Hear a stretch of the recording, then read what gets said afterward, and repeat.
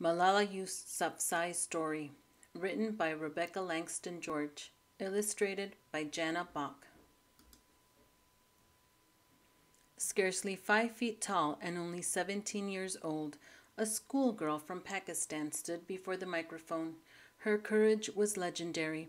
World leaders leaned forward to listen. As Malala Yousafzai accepted the Nobel Peace Prize in Oslo, Norway, cameras carried her message around the world.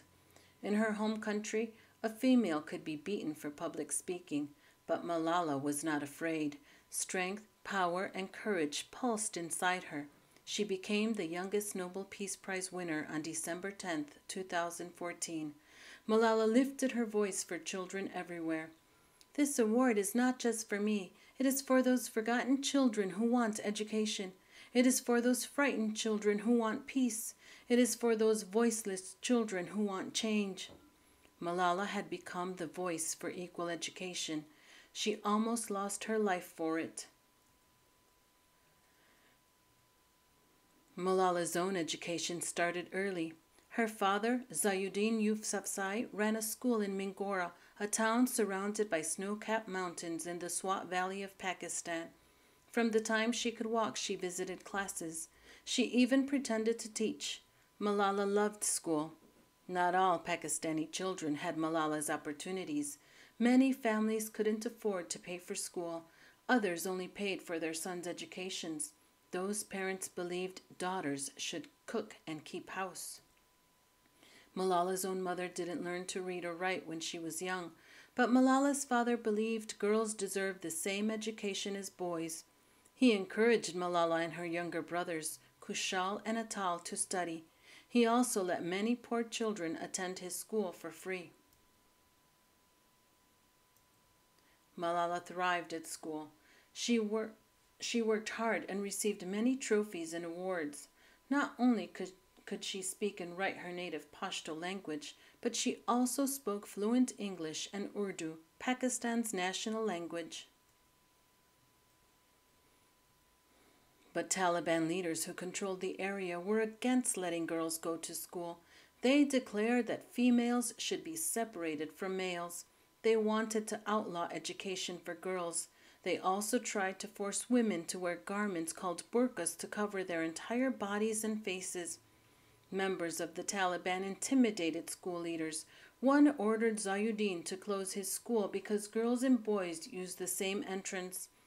When Malala's father refused, the Taliban threatened the teachers until some of them quit. Zayuddin grew worried, but Malala wasn't. The girls of Swat aren't afraid of anyone. She was more determined than ever to succeed at school. Over the school holidays, most Pakistani women used henna to paint flowers and vines on their hands. Malala covered her hands with science formulas. The Taliban grew stronger every day through violence and intimidation. As their strength grew, so did the rules. Men could not shave. Women had to cover their faces. Movies were banned. Radios throughout the Swat Valley crackled with the sound of the Taliban preaching. No education for girls. Girls who attend school bring shame to their families. Fear spread through Malala's homeland. Classrooms that were once full now had many empty seats. Taliban leaders bragged on the radio about those they had coerced. We congratulate Adab Tareen, who has stopped going to school. Zayuddin fought back, appearing on TV to stress the importance of education. Malala came with him. When a reporter asked for her opinion, she said, "How dare the Taliban take away my basic right to education?" Later, they found a letter taped to the school gate. The school you are running is Western. You teach girls. Stop this or you will be in trouble. Threats did not frighten Malala. She and her father kept demanding equal education for girls. They spoke to clubs, wrote letters to newspapers, and called journalists. Malala warned, if this new generation is not given pens, they will be given guns by the terrorists. But the situation grew worse. Members of the Taliban began patrolling the streets with machine guns. They beat people who broke curfew. Bombs exploded in the night. Businesses that didn't follow Taliban rules were heaps of rubble by morning. Then, in December 2008, came the terrible radio announcement. All girls' schools will close. Starting January 15th, no girls will be allowed at school. Even before the deadline, bombs started to rain down on nearby schools as warnings. But bombs could not silence Malala. The British Broadcasting Corporation, BBC, wanted a girl to blog about the school closings. The girl blogger would tell firsthand how it felt to be denied an education. Fearing jail, beatings, and even bombs, all her friends refused. Malala volunteered.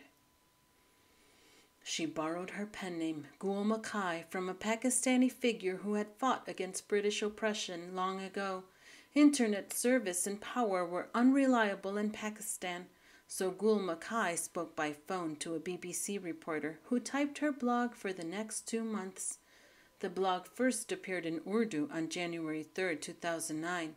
Soon Malala's blog became popular, and the BBC translated it into English. On January 14, 2009, she blogged, I am of the view that the school will one day reopen, but while leaving I looked at the buildings as if I would not come here again. Malala was sad but defiant. They can stop us going to school, but they can't stop us learning.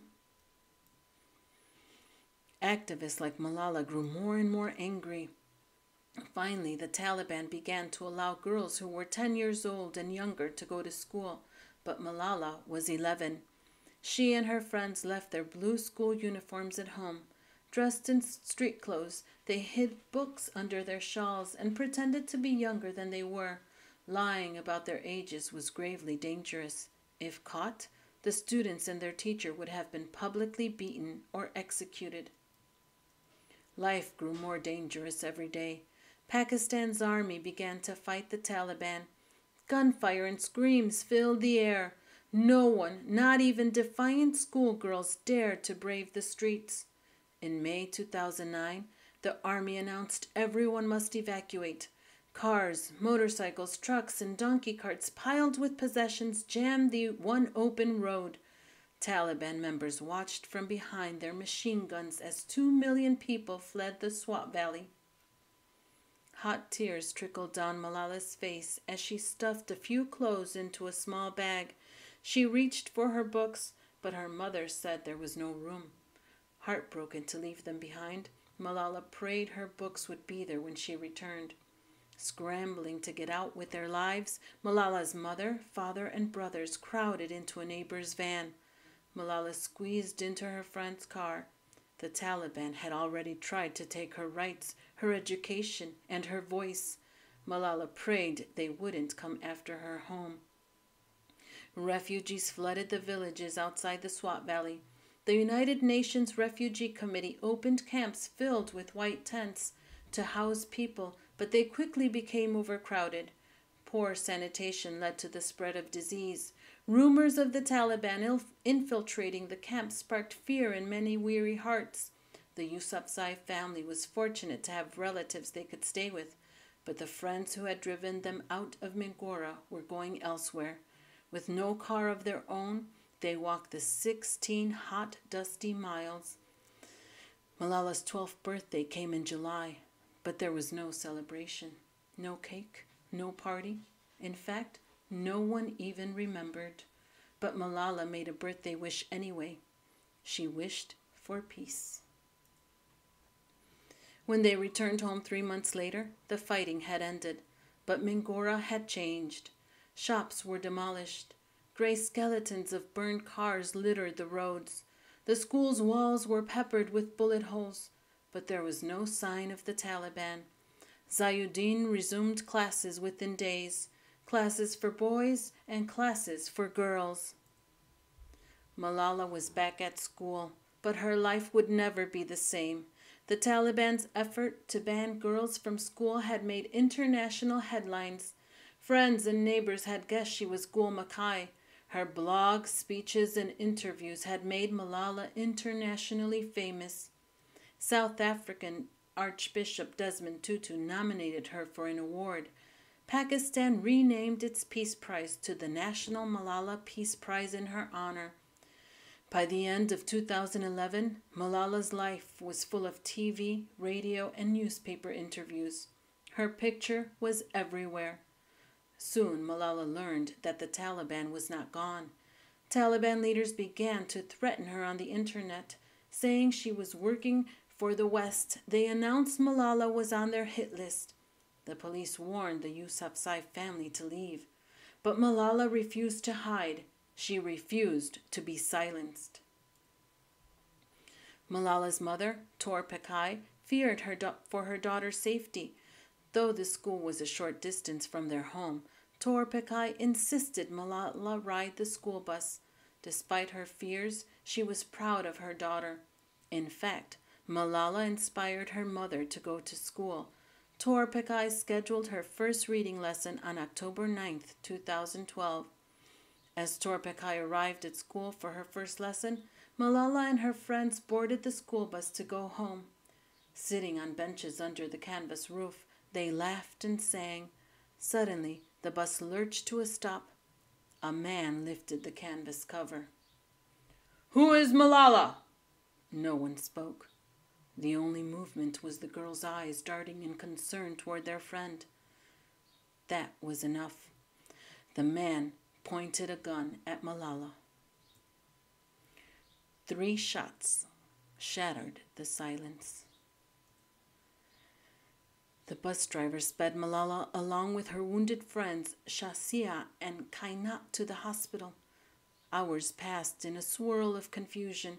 As word spread through the streets, journalists packed the hospitals to cover the story. Zayuddin's phone rang as he gave a speech to other school leaders.